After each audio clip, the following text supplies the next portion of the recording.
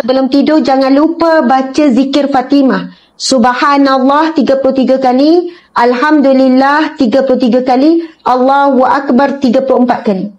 Kalau tuan-puan buat betul-betul sebelum tidur, sebab ini hadis yang sahih. Bila Fatimah datang mengadu lelah, letih, lemah, Rasulullah pun ketika itu Sayyidah Fatimah meminta seorang pembantu, berikanlah aku seorang pembantu, berilah ya Rasulullah wahai andaku kepadaku seorang pembantu.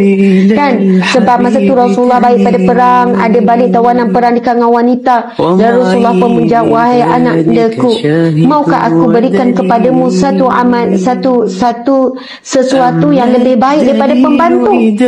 Lalu Nabi pun bersabda, sebelum kamu tidur wahai Fatimah, bacalah subhanallah, alhamdulillah, Allahu Akbar.